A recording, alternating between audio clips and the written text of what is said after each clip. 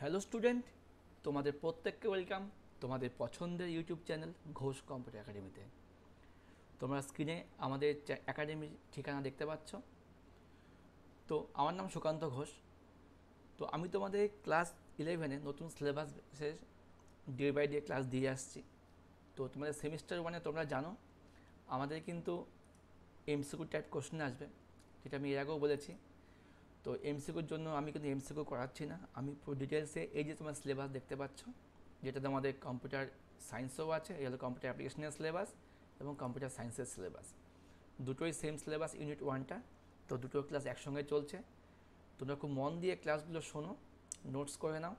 যদি তোমরা ভালো মতো ডিটেলস সিলেবাসটা বোঝো, অবশ্যই ভিডিও স্কিপ করবে না, ভালো মতো শুনবে। হ্যাঁ, ভালো মার্কস পেতে গেলে স্কিপ করে ফাঁকিবাজি মেরে হয় না। শোনো, আমরা যা তোমাদের জন্য ভিডিও বানাচ্ছি কষ্ট করে, কষ্ট অবশ্যই বলবো। তো তোমরা অবশ্যই সবগুলো কথা শুনবে। হ্যাঁ, না শুনে না বুঝে যদি স্কিপ করে করে, অনেকে অনেকে আছে স্কিপ করে করে দেখে, তখন আমাকে আবার বলতে হয় ওই ভিডিওর ওই অংশে অ্যান্সার দেওয়া আছে, এখানেই বলেছি। তো ভিডিও পুরোপুরি শুনবে। তো যাই হোক, তো আমরা কিন্তু আজকে 5 নম্বর ক্লাস শুরু করব। কারণ তোমরা দেখো আমাদের চ্যানেলে কিন্তু 4টা ক্লাসে 1, 2, 3, 4 4টা ক্লাস অলরেডি দেওয়া আছে।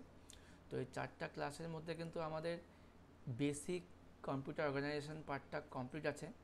এবার এই বেসিক কম্পিউটারের মধ্যে একটা পার্ট পড়ে যাচ্ছে ক্লাসিফিকেশন অফ কম্পিউটার, কম্পিউটারের শ্রেণী বিভাগ। তো এটাও কিন্তু আমাদের এর মধ্যেই পড়ছে। ঠিক আছে, তো আমরা এটাকে 5 নম্বর ভিডিও হিসাবেই চালাচ্ছি। তো পরবর্তীতে কম্পিউটার কনসেপ্ট অফ সফটওয়্যার থেকে আমরা নতুন প্লে লিস্ট তৈরি করব। তো আজকে ক্লাসটা আমি এখান থেকে শুরু করছি, ক্লাসিফিকেশন অফ কম্পিউটার। তোমাদের কিন্তু অবশ্যই অলরেডি কিন্তু বেসিক কম্পিউটারের পুরো নোটসের ভিডিও দেওয়া আছে, তোমরা অবশ্যই ওখান থেকে স্ক্রিনশট নিয়ে নিয়ে লিখে নেবে। আর কোথাও বুঝতে সমস্যা হলে অবশ্যই অনলাইনে আমাদের চ্যানেলের ভিডিও সবসময় অ্যাভেলেবেল, ডাউনলোড করে রাখবে, বারবার শুনবে, তোমাদের ভালো মতো প্র্যাকটিস হয়ে যাবে। তো দেখো, প্রথমে জানতে হবে আমাদের ক্লাসিফিকেশন অফ কম্পিউটার। তো আমাদের সিলেবাসে দিয়েছিল হচ্ছে ক্লাসিফিকেশন কম্পিউটারের মধ্যে পড়তে হবে সুপার, মেনফ্রেম, মিনি আর পিসি। তো আমরা ক্লাসিফিকেশন বলতে পুরো ভালোভাবে জানবো। কি বলছে, কম্পিউটারের শ্রেণীবিভাগ। কম্পিউটারের শ্রেণীবিভাগ হচ্ছে 3টে: অ্যানালগ, তারপরে কি আছে ডিজিটাল, এবং হচ্ছে হাইব্রিড। এই 3টা হচ্ছে মেন শ্রেণীবিভাগ। ঠিক আছে, এর মধ্যে অ্যানালগ আর হাইব্রিডের কোনো ভাগ নেই, কোনো ভাগ নেই। তাহলে ভাগ কার আছে? ভাগ আছে ডিজিটাল কম্পিউটারের, ভাগ আছে 4টে। কী কী? Mainframe computer, super computer, mini computer এবং মাইক্রো কম্পিউটার। কি বললাম? মেইন ফ্রেম, সুপার, মিনি এবং মাইক্রো। আবার এই মাইক্রো কম্পিউটারে দেখো আবার 4টে ভাগ: ডেস্কটপ, ল্যাপটপ, পামটপ, নোটবুক। তাহলে আমি আবার কোশ্চেন করি, কম্পিউটার কত প্রকার? 3 প্রকার: অ্যানালগ, ডিজিটাল, হাইব্রিড। অ্যানালগের কোনো ভাগ আছে? না স্যার, ভাগ নেই। ডিজিটালের ভাগ আছে? অবশ্যই ভাগ আছে। কটা ভাগ আছে? 4টে: মেইন ফ্রেম, সুপার, মাইক্রো এবং মিনি কম্পিউটার। আর হাইব্রিড কম্পিউটারে কোনো ভাগ নেই। এবার দেখে আসি, এবার পরের প্রশ্ন, ডেস্কটপ কোন ধরনের কম্পিউটার? স্যার অবশ্যই মাইক্রো কম্পিউটার। ল্যাপটপ কোন ধরনের কম্পিউটার? Micro computer. এবং পামটপ ও নোটবুক অবশ্যই মাইক্রো কম্পিউটার। এবার আমাদের জানতে হবে এই ব্যাপারগুলো কি কি, অ্যানালগ মানে কি, ডিজিটাল মানে কি, হাইব্রিড মানে কি। তো মানে আমাকে জানতে হবে। তো দেখে নিই আমরা এবার অ্যানালগ কম্পিউটার কি। অ্যানালগ কম্পিউটার কি? যেখানে অ্যানালগ সিস্টেমে কাজ হয়, অর্থাৎ এই ধরনের কম্পিউটারে সঠিক ফলাফল পাওয়া যায় না। তাও কি বলছে? এই ধরনের কম্পিউটারে সঠিক ফলাফল পাওয়া যায় না। তার মানে কি? এই ধরনের কম্পিউটারগুলি বৈদ্যুতিক ভোল্টেজের ওঠানামা, কোনো পাইপের ভেতরে গ্যাসীয় বা তরল পদার্থের চাপের তারতম্য, বায়ু প্রবাহ, বৃষ্টির পরিমাপ ইত্যাদি করতে ব্যবহার করা হয়। তখন আমি যে কটা উদাহরণ দিলাম, এই উদাহরণগুলো মধ্যে বৃষ্টিপাত হবে কিনা, বায়ু প্রবাহ কম বেশি হবে কিনা, এই সবগুলোর ক্ষেত্রে কিন্তু কোনো সঠিক উত্তর পাওয়া যায় না, একটা প্রিডিকশন করতে হয়। তো এই সমস্ত ক্ষেত্রে কিন্তু আমাদের অ্যানালগ কম্পিউটার ইউজ করতে হয়। ঠিক আছে, উল্টো দিকে আচ্ছা একটা ছবি দেখে নিন, দেখি গুগলে ছবি দেখাচ্ছে কিনা আমাদের গুগল বাবা। ANALOGUE, অ্যানালগ কম্পিউটার, ইমেজ দেখে নিই। দেখো এগুলো হচ্ছে কিন্তু আমাদের অ্যানালগ কম্পিউটার। ঠিক আছে, এগুলো সবই অ্যানালগ কম্পিউটার। ওকে, এগুলো কম্পিউটার ওই আমি যেগুলো উদাহরণ বললাম নোটসের মধ্যে, এই সমস্ত ক্ষেত্রে ইউজ করা হয়। এবার দেখে নিই 3 নম্বর প্রশ্ন, ডিজিটাল কম্পিউটার কি? ডিজিটাল, এখন সব কিছুই ডিজিটাল যুগ। ডিজিটাল কম্পিউটার মানে কি, যেখানে শূন্য আর একের কাজ হবে, অর্থাৎ সঠিক ফলাফল পাওয়া যাবে। দেখো কি বলেছে, এই ধরনের কম্পিউটারে ডিজিটাল নির্দেশ অর্থাৎ 0 1 এই দুটি সংখ্যা দিয়ে কাজ হয়। বুঝতে পারলে, এখানে শূন্য কথা অর্থ অফ এবং এক কথা অর্থ কি অন। খুব ইম্পর্টেন্ট, 0 মানে কি এবং এক মানে কি। যে সকল গণনার কাজে সঠিক বা সূক্ষ্ম ফলাফল পেতে হলে আমাদের অবশ্যই ডিজিটাল কম্পিউটার ব্যবহার করতে হবে। যদি এখান থেকে প্রশ্ন করি কোন কম্পিউটার সঠিক ফলাফল পাওয়া যায়, অবশ্যই হবে উত্তর ডিজিটাল কম্পিউটার। কোন কম্পিউটার সঠিক ফলাফল পাওয়া যায় না, অ্যানালগ কম্পিউটার। কোন কম্পিউটারে শূন্য একের কাজ হয়, ডিজিটাল কম্পিউটার। তো ডিজিটাল কম্পিউটারের ক্ষেত্রে শূন্য মানে কি অফ এবং এক মানে কি অন। হয়ে গেল, ক্লিয়ার ব্যাপারটা। এবার দেখে নেব আমরা হাইব্রিড কম্পিউটার। ভালো জিনিস, হাইব্রিড কম্পিউটার।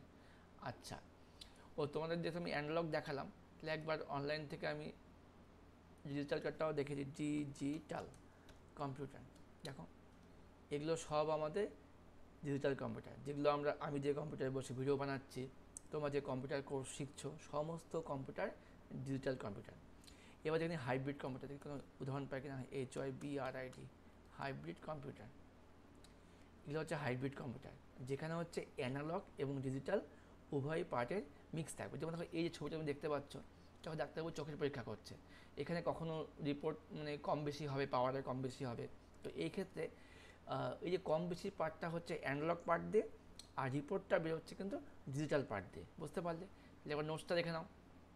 যে সকল কম্পিউটারে অ্যানালগ এবং ডিজিটাল এই দুটি কম্পিউটার প্রযুক্তি ব্যবহার করা হয় তাকে বলা হয় কি ডিজিটাল কম্পিউটার। যেমন উদাহরণস্বরূপ বলতে পারি রোবট কিন্তু এক ধরনের ডিজিটাল কম্পিউটার। আর এই ধরনের কম্পিউটারগুলি সাধারণত হসপিটালে ব্যবহার করা হয়। যেমন হসপিটালে আইসিইউতে, চোখের পরীক্ষা কেন্দ্রে।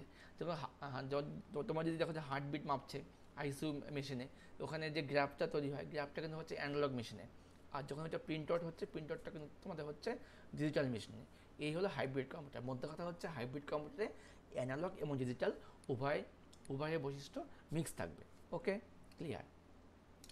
এবার আমরা দেখে নেব হচ্ছে সুপার কম্পিউটার, সুপার পাওয়ার থাকবে। আগে আমরা একটা সংজ্ঞা দেখে নিই, কি আমি লিখিয়েছি। এই ধরনের কম্পিউটারগুলি গণনা করার ক্ষমতা অন্যান্য কম্পিউটারের থেকে বেশি। বুঝে গেলে? এটি হলো পৃথিবীতে আবিষ্কৃত সর্বাপেক্ষা শক্তিশালী এবং দ্রুতগতি সম্পন্ন কম্পিউটার। এই কম্পিউটারগুলি আবহাওয়ার পূর্বাভাস, তৈলখনি অনুসন্ধান, অস্ত্র গবেষণা, মিলিটারি রিসার্চ এর কাজে ব্যবহার করা হয়। ওকে, ভারতের তৈরি প্রথম সুপার কম্পিউটার কোনটি? পারাম 2000। ঠিক আছে, তো এইটার উদাহরণটা নিয়ে একটা কনফিউশন আছে। বিভিন্ন বইয়ে দু রকমের আমি উদাহরণ পেয়েছি, আমরা দেখে নেবো এখন নেট থেকে। যাই হোক, তাহলে সুপার কম্পিউটার সবচেয়ে গুরুত্বপূর্ণ কম্পিউটার, সবচেয়ে শক্তিশালী কম্পিউটার। ইহার কাজ কি? আবহাওয়ার পূর্বাভাস, তৈলখনি অনুসন্ধান, অস্ত্র গবেষণা, মিলিটারি রিসার্চ ইত্যাদি ক্ষেত্রে কিন্তু সুপার কম্পিউটার ব্যবহার করা হয়। তাহলে আমরা দেখে নিই সুপার কম্পিউটার একটা ছবি। সুপার কম্পিউটার, দেখো এই হলো সুপার কম্পিউটার। দেখেই মনে হচ্ছে কত বড় বড় কম্পিউটার, কত হাই পাওয়ার কম্পিউটার। ঠিক আছে, এগুলো কিন্তু একটা সুপার কম্পিউটার। এবার আমি এক্সাম্পল দেখে নিই। ভারতের তৈরি প্রথম super computer, Indian first super computer. দেখো যদি আমি গুগলে সার্চ করি, গুগলে হচ্ছে ইন্ডিয়ান ফার্স্ট সুপার কম্পিউটার পারাম 8000, কিন্তু এটাই আমাদের পুরাতন বইগুলোতে ছিল হচ্ছে পারাম 2000। তো এটা নিয়ে একটু কনফিউশন আছে। যাই হোক, কনফিউশনের দরকার নেই। অবশ্যই পারামটা কিন্তু হচ্ছে ইন্ডিয়ান ফার্স্ট সুপার কম্পিউটার। ওকে, আচ্ছা এই হলো পারাম। ঠিক আছে, ইন্ডিয়ান ফার্স্ট সুপার কম্পিউটার, পরম, অ্যাকচুয়ালি পরম।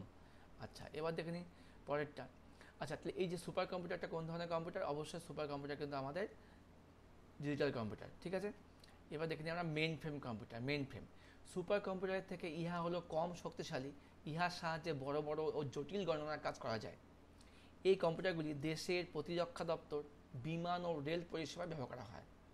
তাহলে সুপার কম্পিউটার থেকে কম শক্তিশালী, কিন্তু এটাও বেশ ভালো শক্তিশালী কম্পিউটার। ইহার সাহায্যে জটিল গণনার কাজ সম্পন্ন করা হয়। ইহা ব্যবহার কোথায়?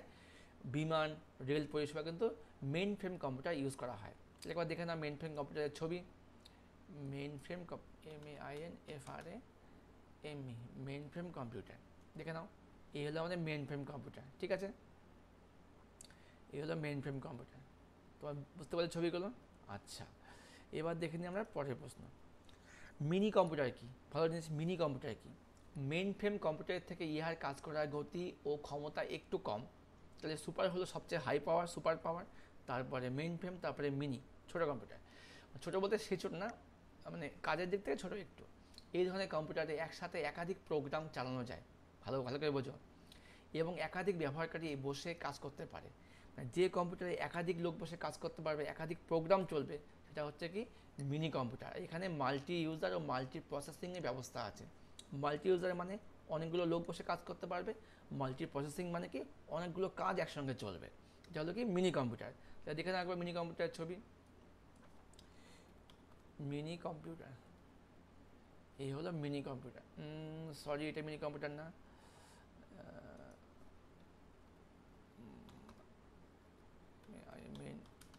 মেইন ফ্রেম কমা মিনি কম্পিউটার ইমেজ।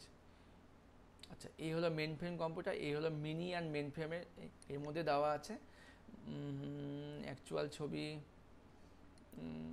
আচ্ছা থামো ওরকম, এটা মিনি কম্পিউটার না, এখানে মিনি বলতে ছোটো বোঝাচ্ছে। আচ্ছা, তো এগুলো কম্পিউটার কিন্তু একসঙ্গে অনেকগুলো লোক বসে কাজ করতে পারবে। এখানে মাল্টি ইউজার অপশন দেওয়া আছে। আচ্ছা, আর মেইন ফ্রেম কম্পিউটারগুলোর মধ্যেও ওদের মাঝখানে কিন্তু মিনি কম্পিউটারগুলো দেওয়া থাকে, ঠিক আছে। তো দেখো এটা একটা মিনি কম্পিউটার, তো এখানে তোমার কিন্তু 3-4 জন লোক বসে একসঙ্গে কাজ করতে পারবে, ঠিক আছে। 3-4 জন লোক বসে বলতে একসঙ্গে কাজ করা মানে হচ্ছে অনেকগুলো ইউজার অ্যাকাউন্ট দিয়ে খুলতে পারবে এখানে। যেমন তো তোমার যখন কম্পিউটার লগ ইন করো, দেখবে ওখানে কিছু অপশান দেয় যে তুমি কোন ইউজার দিয়ে লগ ইন করবে। সেক্ষেত্রে হচ্ছে ইউজার মানে হচ্ছে কতগুলো ব্যক্তি কম্পিউটারে কাজ করতে পারবে, ঠিক আছে, বুঝতে পেরেছো। আচ্ছা, মাল্টিপ্রসেসিং মানে তুমি অনেকগুলো কাজ করছো, গেম খেলছো, ছবি আঁকছো, একসাথে অনেকগুলো কাজ করতে পারছো, ঠিক আছে। এবার দেখে নিই মাইক্রো কম্পিউটার। মাইক্রো কম্পিউটার কিন্তু আমাদের হচ্ছে এই যে ভাগটা আমরা পড়ছিলাম শ্রেণী বিভাগটা, এর কিন্তু এটা লাস্ট পার্ট, ঠিক আছে, এটা হলো মাইক্রো কম্পিউটার। তো লাস্ট পার্টটা আমাদের কী আছে দেখে নিই আমরা মাইক্রো কম্পিউটার ব্যাপারটা কি। আমরা বাড়িতে অফিসে যে সমস্ত কম্পিউটার ইউজ করি ওগুলো সবই মাইক্রো কম্পিউটার। একবার দেখে নাও ছবিতে মাইক্রো কম্পিউটার ছবি, MICRO মাইক্রো কম্পিউটার, দেখো এগুলো সব আমাদের মাইক্রো কম্পিউটার, স্ক্রিনে দেখতে পাচ্ছ। তার মানে কি হবে, এই ধরনের কম্পিউটারগুলি আকারে ছোট হয় এবং সিপিইউতে কি মাইক্রো প্রসেসর ইউজ করা হয়। এগুলি সাধারণত বাড়িতে, অফিসে, শিক্ষা প্রতিষ্ঠানে ব্যবহার করা হয়, যেমন কি ডেস্কটপ, পামটপ, নোটবুক, ল্যাপটপ। এখানে কমা কমা হবে। তো এই যে মাইক্রো প্রসেসর মানে কি, আমরা যে সিপিইউটা ইউজ করি এটা আমাদের সিপিইউ, এটা আমাদের সিপিইউ বলতে কি মাইক্রো প্রসেসর থাকবে। দেখাচ্ছি MICRO এই হলো মাইক্রো প্রসেসর বা চিপ। এই চিপগুলো কিন্তু আমাদের সিপিইউর মতো থাকে। তোমার যারা কম্পিউটার ইউজ করো দেখবে যার লেখা থাকে Intel i7, Intel i4, third generation, এদেরকে বলা হচ্ছে মাইক্রো প্রসেসর, ঠিক আছে। এগুলো যে কম্পিউটার ইউজ হবে সেটা হচ্ছে কি মাইক্রো কম্পিউটার। তো বুঝতে পারলে। তো নোটস আমি ওদেরকে এইটুকু লিখেছিলাম স্টুডেন্টদেরকে। তো একটু বাকি আছে কি ডেস্কটপ, ল্যাপটপ, পামটপ কি তোমাদের আমি বলে দিই। দেখো ডেস্কটপ মানে কি, এই যে ছবি আমরা দেখতে পাচ্ছি একটু, এই ডেস্কটপ ছবিগুলো কি ডেস্কের উপর নিয়ে যে কম্পিউটারে কাজ করা হবে তাকে বলা হবে ডেস্কটপ কম্পিউটার। আর ল্যাপটপ কি, ল্যাপ মানে কোল, তুমি কোলে নিয়ে কাজ করতে পারবে ওই জন্য ল্যাপটপ। পামটপ কি, আর নোটবুক কি দেখাচ্ছে, পামটপ কম্পিউটার, এই হলো প্লামটপ কম্পিউটার। হাত দেখো লোকটা হাতের মধ্যে ধরে আছে, হাত প্লাম মানে হাতের তালু, হাতে নিয়ে যে কম্পিউটার কাজ করতে হবে এটা হচ্ছে প্লামটপ কম্পিউটার। আর লাস্ট হচ্ছে নোটবুক। নোটবুক মানে দেখতে হবে একটা বইয়ের মতো computer, notebook computer. Apple notebook আছে, তো এই হলো নোটবুক কম্পিউটার। বইয়ের মতো বন্ধ করে দাও আবার খুলে দাও। তো স্টুডেন্ট, আশা করি তোমরা আজকের ক্লাসটা খুব ভালো মতো বুঝতে পারলে। আমাদের সিলেবাস অনুযায়ী কিন্তু আমরা প্রথম প্লেলিস্ট থেকে 5টা ক্লাসের মাধ্যমে এই বেসিক কম্পিউটার ও তার পাশাপাশি কম্পিউটার ক্লাসিফিকেশন কম্পিউটার কমপ্লিট করে ফেললাম।